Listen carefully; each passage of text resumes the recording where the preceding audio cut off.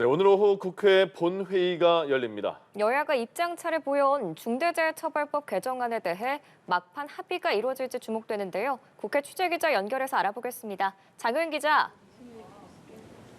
네, 국회 나와 있습니다. 여야는 본회의에 앞서 50인 미만 사업장에 중대재해처벌법을 적용을 유예할지를 놓고 막판 협상을 이어갈 예정입니다.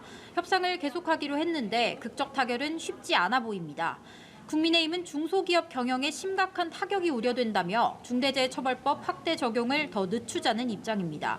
반면 민주당은 산업안전보건청을 연내 설치한다는 요구를 받으라고 조건을 내걸었습니다. 50인 미만 사업장에 대한 중대재해처벌법은 이번 주 토요일부터 시행됩니다. 오늘이 법 시행일 전 개정안을 처리할 사실상 마지막 기회인데 국민의힘은 처리를 촉구하는 규탄 대회를 열기로 했습니다.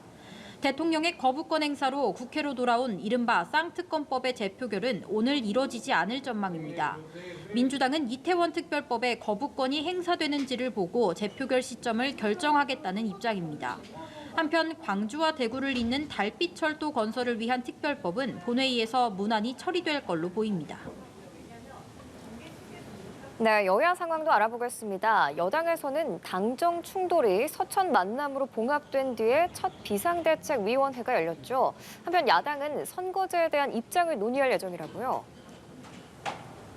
네, 그렇습니다. 국민의힘에서는 윤석열 대통령과 한동훈 비상대책위원장이 서천 화재 현장에서 만난 이후 첫 비상대책위원회의가 열렸습니다. 앞서 한 위원장은 김건희 여사의 명품백 수수 논란에 국민 눈높이 등을 여러 차례 언급하면서 용산과 갈등을 빚었습니다.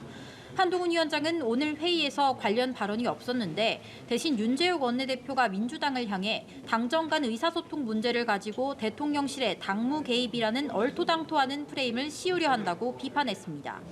사천 논란과 마리 앙투아네트 발언의 당사자인 김경률 비대위원은 몸을 낮추는 듯한 모습을 보였습니다. 민주당 이재명 대표 피습 사건과 송영길 전 대표의 돈봉투 사건, 그리고 도이치모터스 주가 조작 사건을 언급하면서 세 가지 사건의 공통점은 더 이상 밝혀질 게 없다는 점이라고 말한 겁니다. 김 의원은 앞서 김건희 여사 리스크를 지적해왔는데 오늘은 도이치모터스 주가 조작 사건은 경제 사건에서 밝혀져야 할 핵심적인 사항으로 자금 흐름이 모두 다 밝혀졌다고 덧붙였습니다. 야당의 특검 도입 주장에 반대한다는 뜻으로 풀이됩니다. 민주당은 비공개 의원총회를 열고 총선에 적용할 선거제 개편안을 논의하고 있습니다. 현행 준연동형 비례제를 유지하자는 쪽과 병립형으로 회귀하자는 쪽으로 의견이 갈린 상태입니다. 전자는 지난 대선에서 비례대표용 위성정당을 방지하는 연동형과 권역별 비례대표제를 약속했으니 이를 지켜야 한다는 주장입니다.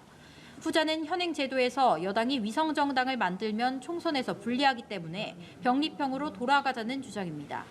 이런 가운데 민주당이 병립형 회귀 쪽으로 방향을 다시 틀고 있다는 관측이 나온 상황이라서 정의당 등 소수 정당이 국회에서 항의 기자회견을 여는 등 논란이 증폭되고 있습니다. 지금까지 국회에서 연합뉴스TV 장효인입니다.